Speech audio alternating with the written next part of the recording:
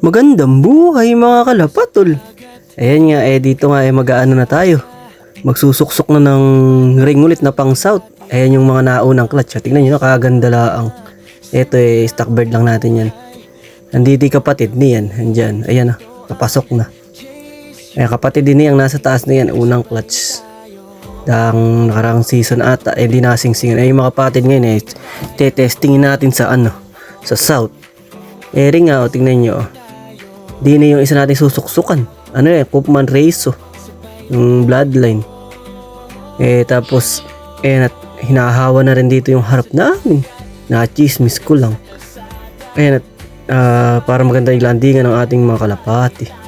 Kukunin ko na nga yung sisingsingan nating dalawang YB. Ayan mukhang blue bar pa ata, parehas. Ayan kinuha ko yung isa, hentiyak yung maliit na yan.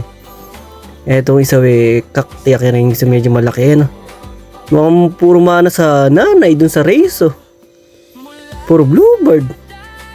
Itong sunod natin pupuntahan, ito yung solid pair, yung ibon ni galing kay Madla, tapos yung ibon na galing kay Ex Machina. Kukunin ko na rin mga anak. Nagkagulo ng camera ko, hindi ko na na-video ng ayos. Baka magkakasinlaki sila, baka kaya magkapalit-palit pa. Pero hindi naman, tinanda ako na may pesto nung pinaglagyan ko. Ayan nga, apat yan. Bali 5 yan titignan ko pa isa dito sa loob ng loop. Doon ang pisa yung isa. Yung Madla cross race, tapos yung nanay old line homer ko sa Ex Machina. Ayan medyo maliit pa, hindi pa pala kasya. Comring na ilalagay natin diyan. Yung mga dati nating ring na comring pang stock bird lang.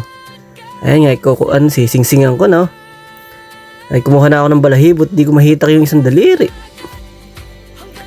Ayan kakalawitin lang naman ganyan yan. At ayan sa mga bago, kinakalawit lang na ganun para makuha. Ayan tinitingnan ko pa, inikot-ikot ko pang kasyang-kasya na lang, saktong-sakto. Ata 7 days yung ibon yan. Ayan yung isang hawak ko sa ring, yan BBC.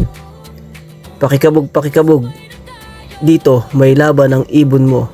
Yan BBC yan, south. Hindi na nga lang kumuha ng pang-combine, yung abuyog ata, yung puti. Medyo tatry pa lang naman tayo. Ayan namali pa na yan, BBC. Yung isa BFRC, yung mauna kasi maglalaro ng south yan. Dito kaya dito sakto lang din naman yan, mga 7 months to 8 months yan saka may lalaro. Ayan pero dalawa kakabit natin din, isang com ring saka isang club ring para yung pagka in-entry pwede sa YB saka sa OB, dalawang category. Ayan kasi sinusungkit lang na ganyan yan. Tignan nyo lang. Ayan, dalawa. Yan yung sa Ex Machina saka Madla. Sud natin ring dalawa home ring lang. Pero ilalaro din testing din natin. Pero yung Koopman yung mga anak nun magaganda na inilipad. Yung Race di pa namin nakapaglipad. Nakapaglipad na rin, maganda rin. Pero ngayon lang pinagbangga yung Paris na yan. Kaya testingin natin sa south kung baka doon na makasungkit ng trophy. Medyo masikip na nga ring din laki ng pa magkakaedad lang yan doon sa isa, saktong-sakto. Tingnan mo, medyo nahirapan ako magsungkit at medyo masikip na. Pero kasya pa rin naman yan. Ayan saktong-sakto lang. Lalagyan na lang natin yan ng clip ring para palatandaan na magkaibang bloodline. Magkakakulay, puro bluebird. Ito isa sinisingsingan ko dito, yung mukhang checkered. Sana mag-checkered at ala na pa akong ibong checkered na ilalaro ulit, puro bluebird. May mga ina-out pa nga ako diyan, PM lang kayo. Yung mga dati naming nilaro. Ayan, binalik ko na. Ayan, yung isa white fly, Johnson Relax din. Mana sa nanay.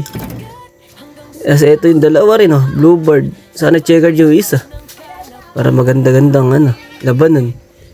Hanggang sa muli nating paglipad mga kalapatol. Kita kits!